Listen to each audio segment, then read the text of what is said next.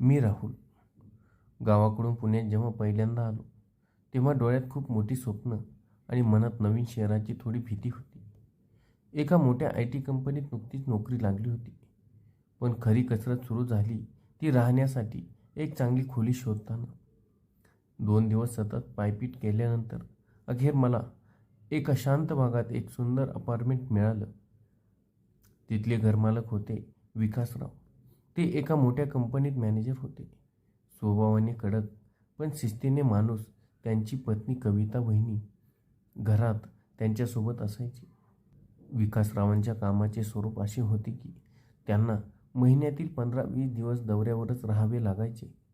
ज्या दिवशी मी खोली पाहायला गेलो त्या दिवशी विकासरावांनी मला घराचे सगळे नियम समजावून सांगितले.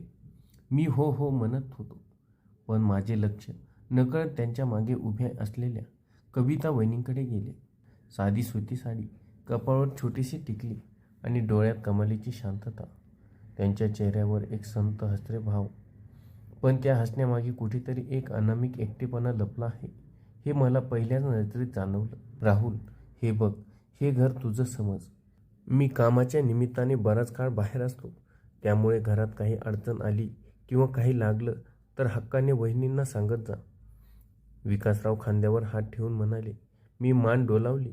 त्यानंतर मी माझ्या खोलीत सामान लावायला गेलो. सामान लावून झाल्यावर खूप थकवा आला होता. इतक्या दारावर हलकीशी थाप पडली. मी दार उघडलं तर समोर कविता वहिनी हातात गरम चहाचा कप घेऊन उभ्या होत्या. त्यांच्या हातातील चहाचा सुगंध संपूर्ण खोलीत पसरला. चहा घ्या राहुलजी. प्रवासाचा आणि सामान लावण्याचा थकवा निघून जाईल, त्या अतिशय मऊ आणि गोड आवाजात म्हणाल्या. थँक्यू वहिनी.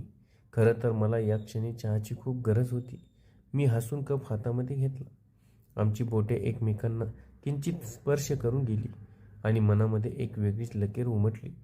त्यांच्याशी बोलताना मला जाणवलं की त्या खूप सुजाण आणि हळव्या मनाच्या आहेत. पण या मोठ्या घरात त्या अगदी एकट्या पडल्या आहेत. ही पहिली भेट आमच्या आयुष्याला एक वेगळं वळण देईल याची मला तेव्हा अजिबात कल्पना नव्हती. पुण्यातले माझे दिवस आता हळूहळू स्थिरावत होते. ऑफिसचे काम आणि रूमवरचा वेळ यात एक रुटीन तयार झालं होतं. पण या रुटीनमध्ये एक गोष्ट खूप खास होती, ती म्हणजे कविता वहिनीसोबत होणाऱ्या गप्पा. विकासराव आठवड्यातून 4-4 दिवस टूरवर असायचे, त्यामुळे संपूर्ण घरात वहिनी अगदी एकट्या असायच्या. सुरुवातीला आमच्यात घरमालकीण आणि भाडेकरू असं औपचारिक नातं होतं. पण रोज संध्याकाळी ऑफिसवरून आल्यावर आमची जी छोटी भेट व्हायची त्याने आमच्यातील नंतर कमी करायची सुरुवात केली. मी ऑफिसमधून आलो की वहिनी आवर्जून माझ्यासाठी चहा बनवायच्या. कधीकधी चहा पिता पिता मी त्यांच्याशी बोलायला स्वयंपाकघरातच जाऊन उभा राहायचा.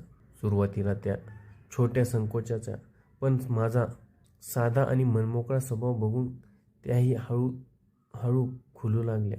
मला स्वयंपाकाची फारशी आवड नव्हती, पण वहिनींना मदत करण्याच्या बहाण्याने मी कधी भाज्या चिरून द्यायचो तर कधी सामान आणून द्यायचो. या छोट्या छोट्या गोष्टींमधून आमच्यात एक सुसंवाद तयार झाला. एक दिवस बोलता बोलता वहिनी त्यांच्या मनातील भावना व्यक्त करू लागल्या. त्यांनी मला त्यांचे कॉलेजचे दिवस, त्यांची स्वप्न आणि लग्नानंतर बदललेलं आयुष्य याबद्दल सांगितलं. विकासराव त्यांना पैशाची कधीच कमतरता भासू देत नव्हते. महागड्या साड्या, दागिने, सगळं काही होतं. पण ज्या प्रेमाची, कौतुकाची आणि वेळेची एका स्त्रीला तिच्या नवऱ्याकडून अपेक्षा असते, ते सुख वहिनींच्या आयुष्यात नव्हतं. विकासरावांना फक्त त्यांच्या कामाची आणि पैशाची काळजी होती. वहिनींचे हे बोलणे ऐकताना माझ्या मनात त्यांच्याबद्दल एक अतीव सहानुभूती आणि आदर निर्माण झाला. त्या एवढ्या सुंदर आणि सुजाण असूनही किती एकाकी आयुष्य जगत आहेत या विचाराने मला आतून अस्वस्थ केलं. त्या दिवशी जुलै महिन्याची एक थंडगार संध्याकाळ होती. पुण्यात ढग दाटून आले होते आणि बघता बघता मुसळधार पाऊस झाला. विजांचा कडकडाट इतका मोठा होता की अचानक संपूर्ण भागाची वीज गेली. मी माझ्या खोलीत मोबाईलच्या टॉर्चचा प्रकाश काहीतरी करत बसलो होतो. अचानक हॉलमधून वहिनींचा जोरात ओरडण्याचा आणि काहीतरी पडल्याचा आवाज आला. मी मनात दचकलो आणि तसा धावत हॉलमध्ये गेलो. वहिनी, काय झालं? वहिनी, तुम्ही कुठे आहात? मी अंधारात चाचपडत विचारले. राहुल, मी इथे आहे. सोफ्याच्या कोपऱ्यातून वहिनींचा थरथरणारा आवाज आला. मी मोबाईलचा उजेड तिकडे केला तर वहिनी भीतीने डोळे बंद करून उभ्या होत्या. अंधारात एक मोठा उंदीर त्यांच्या पायाजवळून गेला होता आणि वहिनींना उंदराची खूप भीती वाटायची. मी त्यांच्या जवळ गेलो. त्या इतक्या घाबरल्या होत्या की त्यांचा श्वास फुलला होता. घाबरू नका वहिनी, मी आहे ना इथे, काही नाही होणार, मी अतिशय शांत आवाजात म्हणालो. माझा आवाज ऐकता त्यांच्या जीवात जीव आला. त्यांनी घाबरून थेट माझा हात घट्ट पकडला. त्यांचा तो मऊ थरथरणारा हात माझ्या हातात आला आणि माझ्या अंगावर एक सरसरून काटा आला. अंधारात आम्ही दोघे अगदी जवळ उभे होतो. मला त्यांचा श्वास माझ्या चेहऱ्यावर जाणवत होता. त्या क्षणी मला जाणवलं की त्यांना केवळ उंदराची भीती नव्हती, तर या संपूर्ण अंधाऱ्या आणि मोठ्या घरात एकटे राहण्याची भीती होती. मी त्यांचा हात अजून घट्ट पकडला आणि त्यांना अस्वस्थ केलं. त्या अंधाऱ्या रात्री आमच्यातील शारीरिक अंतरासोबतच मनातील अंतरही खूप कमी झालं होतं. आमच्यात आता एक मूक पण अत्यंत खोल भावनिक आकर्षण निर्माण झालं होतं. त्या पावसाळ्याच्या रात्रीनंतर आमच्यातलं जगणं पूर्णपणे बदलून गेलं होतं. आता आम्ही दोघे जेव्हा कधी एकमेकांसमोर यायचो तेव्हा नजरांमध्ये एक वेगळा संकोच आणि सोबत एक अनामिक ओढ असायची. ते केवळ घरमालकीण आणि भाडेकरू यांचं नातं राहिलं नव्हतं, तर दोन मनांनी एकमेकांना कधीच आपलं मानलं होतं. दरम्यान विकासराव एका आठवड्याच्या मोठ्या बिझनेस टूरवर शहराबाहेर गेले. घरात पुन्हा एकदा आम्ही दोघेच होतो.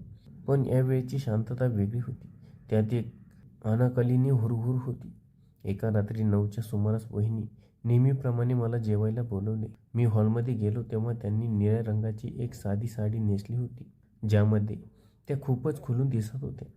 जेवताना टेबलवर शांतता होती, पण आमच्या नजरा वारंवार एकमेकांना फिरत होत्या. जेव्हा कधी आमची नजरानजर व्हायची, त्या गोड लाजून खाली बघायच्या. जेवण झाल्यानंतर मी नेहमीप्रमाणे त्यांना स्वयंपाकघरात भांडी आवरायला मदत करू लागलो. राहुल, खरं सांगू, तू या घरात आलास आणि माझं जगणं बदलून गेलं रे. वहिनी बेसिनजवळ उभा राहून भांडी विसरताना अचानक म्हणाल्या. त्यांचा आवाज जड झाला होता. मी त्यांच्या जवळ गेलो. असं काय म्हणताय वहिनी, मी विचारलं. त्यांनी माझ्याकडे पाहिलं. त्यांच्या डोळ्यात अश्रू तरळले होते. विकास कधीच माझ्याशी असा मनमोकळा बोलत नाही. त्यांना फक्त त्यांचं काम, पैसे आणि स्टेटस या घरात राहून मी असून नसल्यासारखी झाले होते. पण तू मला एक माणूस म्हणून, एक स्त्री म्हणून मान दिलास. त्यांच्या डोळ्यातले ते प्रामाणिक अश्रू पाहून माझं हृदय वितळलं. मी पुढे झालो आणि माझ्या हाताने त्यांच्या गालावरचे अश्रू पुसले. वहिनी, तुम्ही खूप सुंदर आहात, मनानंही आणि दिसण्यानंही. तुमच्या हसण्यानं या घराला घरपण येतं. स्वतःला कधीच एकटे समजू नका. मी नेहमी तुमच्यासोबत आहे. माझे हे शब्द ऐकताच कविता वहिनींच्या मनाचा बांध फुटला. त्यांनी कसलाही विचार न करता थेट मला घट्ट मिठी मारली. त्या मिठीत कोणताही वासनेचा पूर नव्हता, तर अनेक वर्षाचा साचलेला एकटेपणा, उपेक्षा आणि हक्काच्या प्रेमाची ती भूक होती. मीही माझे हात त्यांच्या पाठीवर ठेवले आणि त्यांना स्वतःच्या अगदी जवळ ओढून घेतले. त्यांच्या केसांमधून येणारा मोगऱ्याचा सुगंध आणि त्यांच्या हृदयाचे वाढलेले ठोके मला स्पष्ट जाणवत होते. आम्ही दोघे तसेच मिठीत राहून हळूहळू हॉलमधील सोफ्यावर येऊन बसलो.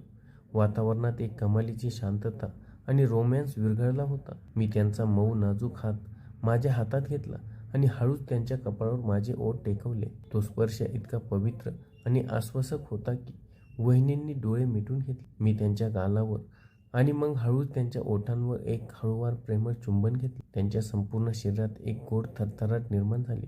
त्या रात्री शरीराच्या पलीकडे जाऊन दोन आत्मे एकमेकांत विरघळत होते. मी त्यांना बिलगून राहिलो आणि त्यांनी माझ्या खांद्यावर डोके ठेवून शांतपणे डोळे मिटले. हा स्पर्श, हे प्रेम आणि हा हक्काचा विश्वास म्हणजे त्यांच्यासाठी परम सुख होतं. असं सुख ज्याने त्यांच्या मनातील सर्व दुःख, सर्व एकटेपणा क्षणात दूर केला होता. आम्ही दोघे संपूर्ण रात्र एकमेकांच्या मिठीत, त्या शांत खोलीत एकमेकांचे श्वास ऐकत होतो. त्या अद्भुत आणि भावनिक रात्रीनंतर जेव्हा दुसऱ्या दिवशी सकाळी माझ्या खोलीच्या खिडकीतून सूर्याची कोवळी किरणे आत आली, तेव्हा मला एक वेगळं समाधान जाणवत होतं. मी उठलो आणि हॉलमध्ये गेलो तर कविता वहिनी स्वयंपाकघरात चहा बनवत होत्या. गॅसवर उकळणाऱ्या चहाच्या सुवासासोबतच आज त्यांच्या संपूर्ण व्यक्तिमत्वात एक वेगळा ताजेपणा जाणवत होता. त्यांनी मागे वळून माझ्याकडे पाहिलं. त्यांच्या गालावर एक हलकीशी लाजेची लाली आली आणि त्यांनी नजर खाली केली. अनेक वर्षानंतर त्या मनातल्या मनात अगदी मनापासून हसत होत्या. त्यांना काल रात्री जे सुख मिळालं होतं ते केवळ शारीरिक नव्हतं, तर त्यांच्या कोरड्या पडलेल्या आयुष्याला तृप्त करणारं एक भावनिक अमृत होतं. मी त्यांच्या जवळ गेलो आणि हळूच विचारले, चहा झाला का वहिनी? त्यांनी चहाचा कप माझ्या हातात दिला, पण त्यांचा हात अजूनही थोडा थरथरत होता. राहुल, काल रात्री जे काही आपल्यात झालं, त्या काहीशा संकोचाने आणि भीतीने म्हणाल्या. त्यांच्या मनात कदाचित एक अपराधीपणाची भावना डोकावत असावी, हे मी समजू शकत होतो. मी चहाचा कप बाजूला ठेवला, त्यांचा हात माझ्या हातात घेतला आणि अतिशय प्रेमाने म्हणालो, वहिनी, स्वतःला अजिबात दोष देऊ नका. काल रात्री जे काही घडलं ते दोन व्यक्तीच्या पवित्र भावनांचे आणि मनाचे मिलन होतं. त्यात कोणतीही वासना किंवा स्वार्थ नव्हता. तुम्ही इतकी वर्षे ज्या एकटेपणाचा सामना केलात, त्या एकटेपणाला मिळालेले ते प्रेमाचं उत्तर होतं. माझ्या मनात तुमच्याबद्दलचा आदर काल जेवढा होता, आज त्याहूनही किती पटीने वाढला आहे. मी तुमच्या पाठीशी नेहमी ढाल बनून उभा असेन. माझे हे शब्द ऐकल्यावर वहिनींच्या डोळ्यात समाधानाचे अश्रू आले. त्यांनी माझ्या हातावर आपला दुसरा हात ठेवला. त्यांना आता खात्री झाली होती की त्यांचे हे गुपित एका अत्यंत सुरक्षित आणि समजूतदार माणसाकडे आहे. 2 दिवसानंतर विकासराव त्यांच्या टूरवरून परत आले. नेहमीप्रमाणे ते घरात आले. त्यांनी त्यांचे सामान ठेवले आणि लॅपटॉप घेऊन बसले. पण यावेळी घरात एक बदल झाला होता. कविता वहिनी आता आधीसारख्या कोपऱ्यात शांत किंवा उदास बसून राहत नव्हत्या. त्यांच्या चेहऱ्यावर एक वेगळाच आत्मविश्वास आला होता. त्या घरात वावरताना गुणगुणत असत, स्वतःची काळजी घेत असत. विकासरावांना पैशाच्या पलीकडे जाऊन वहिनींच्या या अंतर्गत बदलाची जाणीव झाली नाही, पण मला मात्र तो बदल स्पष्ट दिसत होता आणि त्यांचे मला खूप कौतुक वाटत होते. आता आमच्या जगण्याला एक वेगळाच लय मिळाला होता. विलासराव जेव्हा कधी घराबाहेर जायचे, तो काळ आमच्यासाठी हक्काचा आणि आनंदाचा असायचा. ऑफिसवरून आल्यावर आम्ही दोघे एकत्र बसून जुनी गाणी ऐकायचो, एकत्र स्वयंपाक करायचो आणि एकमेकांच्या सुखदुःखांच्या गप्पा मारायचो. आम्ही दोघे सोफ्यावर एकमेकांना बिलगून तासनतास बसून राहायचो. मी त्यांच्या केसांना हळूवार कुरवाळायचो, त्यांच्या कपाळावर मायेचे चुंबन घ्यायचो. या छोट्या छोट्या गोष्टींनी त्यांना जे मानसिक आणि आत्मिक सुख दिले, त्याची तुलना जगातील कोणत्याही संपत्तीशी होऊ शकत नव्हती. ते केवळ एक शारीरिक आकर्षण राहिले नव्हते, तर ते एकमेकांना समजून घेणारे, आधार देणारे आणि आयुष्याच्या वाळवंटात सावली देणारं एक नितांत सुंदर भावनिक नातं बनलं होतं. या नात्याने कविता वहिनींच्या चेहऱ्यावरचे हसू कायमचे परत आणले होते. समाजाने या नात्याला कोणतेही नाव दिले नसले तरी आमच्या मनात एकमेकांबद्दल असलेला आदर, प्रेम आणि ओढ ही कोणत्याही नात्यापेक्षा खूप जास्त पवित्र होती. मी आजही पुण्यात त्याच घरात राहतो. विकासरावांचे दौरे आजही सुरूच असतात, पण आता कविता वहिनी या मोठ्या घरात कधीच स्वतःला एकटं समजत नाहीत, कारण त्यांना माहीत आहे की शेजारच्या खोलीत त्यांच्या सुखाची, त्यांच्या हसण्याची काळजी घेणारा आणि त्यांच्यावर मनापासून प्रेम करणारा त्यांचा राहुल नेहमी त्यांच्यासोबत आहे. आमच्या या गुपित आणि हळूवार नात्याची गोष्ट आजही त्या घराच्या 4 भिंतीच्या आड अत्यंत सुरक्षितपणे आणि गोड गुलाबी रंगात बहरत आहे. धन्यवाद.